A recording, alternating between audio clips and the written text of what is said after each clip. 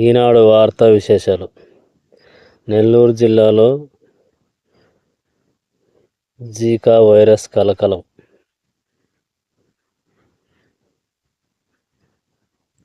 రామ్మోహన్ నాయుడుకి రాష్ట్రపతి ప్రధాని శుభాకాంక్షలు.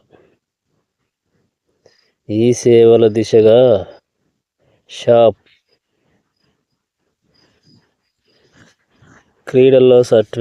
క్రీడల్లో డిజిటల్ సర్టిఫికెట్లు అందించే మొదటి రాష్ట్రంగా ఏపీ వాట్సాప్ ద్వారా ధ్రువపత్రాలు పొందేలా క్రీడా యాప్ నేడు ప్రారంభించనున్న మంత్రి మండిపల్లి రాంప్రసాద్ రెడ్డి.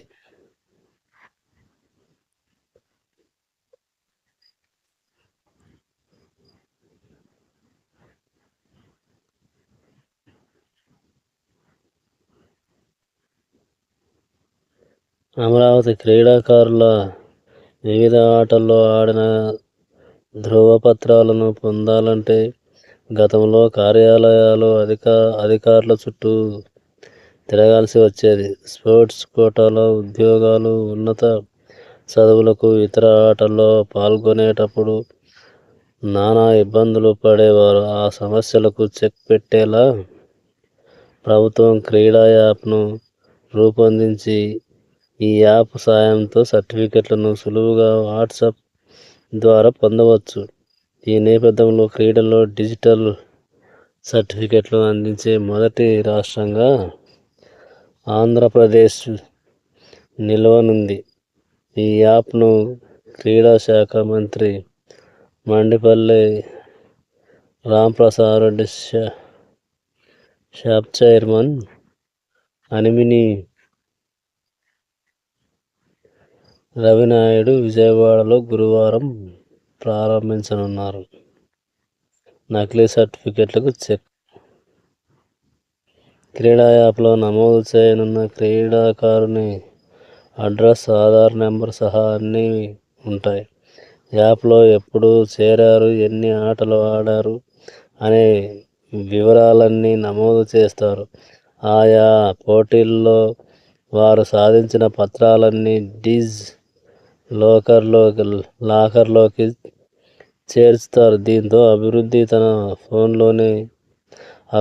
తన ఫోన్లోనే ఆధార్ నెంబర్తో తన పత్రాలను పొందవచ్చు. రాష్ట్రంలో డిజిలాకర్ను క్రీడా శాఖనే మొదటిసారిగా వినియోగించనుంది. మరోవైపు గతంలో పోటీల్లో పాల్గొన్న అసోసియేషన్స్ సక్రమంగా సర్టిఫికెట్లు అందజేసేవి. ఈ యాప్తో వాటికి చెక్ పడనుంది. క్రీడాకారుడు యాప్లో నమోదు చేసుకున్నప్పటి నుంచి వారు ఆడిన ప్రతి ఆటకు సంబంధించి వివరాలు దీనిలో అందుబాటులో ఉంటాయి. ఒకవేళ నకిలీ పత్రాలు తీసుకొచ్చిన దీనిలో తనిఖీ చేసినప్పుడు పట్టుబడతారు. వీటితో పాటు రాష్ట్ర వ్యాప్తంగా ఎంత మంది కోచ్లు ఉన్నా, వారి పరిధిలో ఎంత మంది క్రీడాకారులు ఉన్నారనే వివరాలు సైతం యాప్లో అందుబాటులో ఉంటాయి.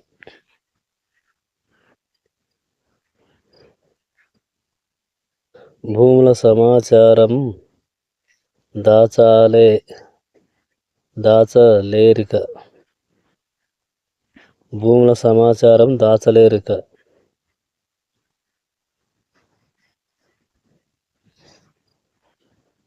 ఎవరైనా ఎక్కడి నుంచైనా వివరాలు చూసేలా తెలంగాణ ప్రభుత్వం ఏర్పాట్లు.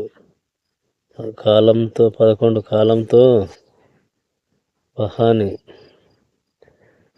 హైదరాబాద్ వ్యవసాయ భూములు రిజిస్ట్రేషన్ను మ్యూటేషన్ కోర్టులో ధరణి పేరును భూభారతిగా మార్పు చేశారు. శాసనసభ ఎన్నికలకు ముందు ఆ తర్వాత ధరణిని రద్దు చేస్తామంటూ సీఎం, మంత్రులు ప్రకటిస్తూ వచ్చారు. భూమాతగా మార్చుతామని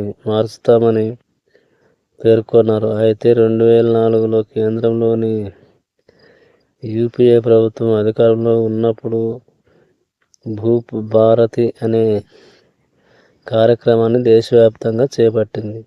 రాష్ట్రంలోనూ ఉమ్మడి నిజామాబాద్ జిల్లాలో పైలట్ ప్రాజెక్ట్ కింద భూభారతి సర్వే చేశారు. ఈ క్రమంలో అదే పేరును రికార్డ్ ఆఫ్ రైట్స్ ఇన్లాండ్ యాప్ 2024కు ఆర్ఆర్ తెలంగాణ భూభారతిగా నామకరణం చేశారు. 2020 నవంబర్ 2 నుంచి ధరణి పోర్టల్ రాష్ట్రంలో అమల్లోకి వచ్చింది. అంతకుముందు స్టాంపులు రిజిస్ట్రేషన్ శాఖ ద్వారానే వ్యవసాయ భూములు రిజిస్ట్రేషన్లు జరిగేవి. రిజిస్ట్రేషన్ అనంతరం రెవెన్యూ రికార్డుల్లో భూముల యాజమాన్య హక్కుల మార్పిడికి మ్యూటేషన్ భూ కొనుగోలుదారులు దరఖాస్తు చేసుకునేవారు. క్రమంలో అవినీతికి ఆస్కారం ఉంటుందని వాటిని ప్రభుత్వం ఆ విధానాన్ని మార్చింది. తహసీల్దార్ల కార్యాలయంలోనే ఏకకాలంలో సాగు భూముల రిజిస్ట్రేషన్, మ్యూటేషన్ సేవలను తీసుకొచ్చింది. ప్రస్తుతం ధరణిలో మార్పులు చేసిన ఏకకాల రిజిస్ట్రేషన్, మ్యూటేషన్ విధానాన్ని ప్రభుత్వం మార్చలేదు. 28న చెర్లపల్లి టెర్మినల్ ప్రారంభం.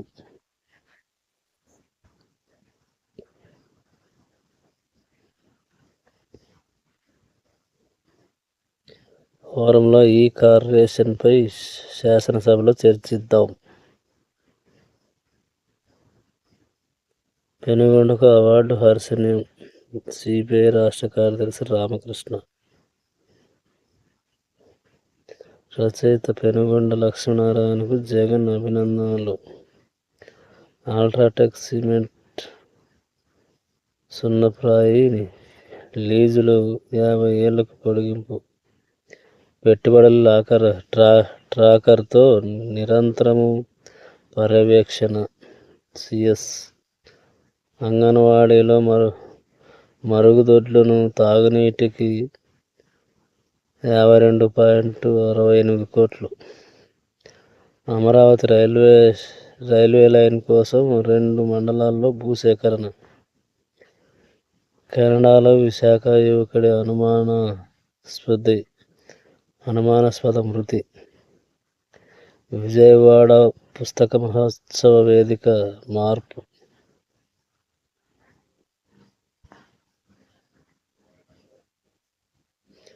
గౌతు అచ్చెన్నపై గౌరవంతోనే జోగి రమేష్ వచ్చినా భరించాం.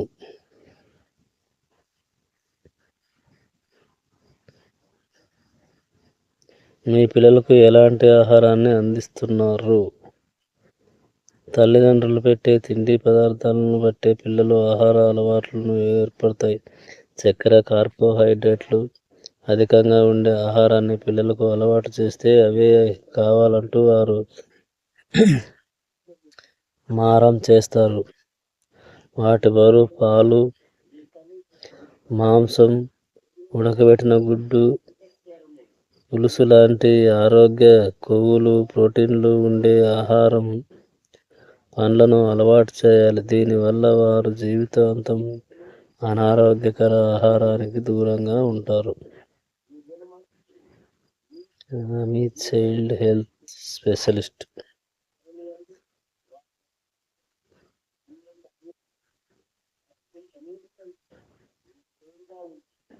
పుట్టినరోజు సందర్భంగా ప్రధాని మోదీని కలిసిన రామ్మోహన్ నాయుడు.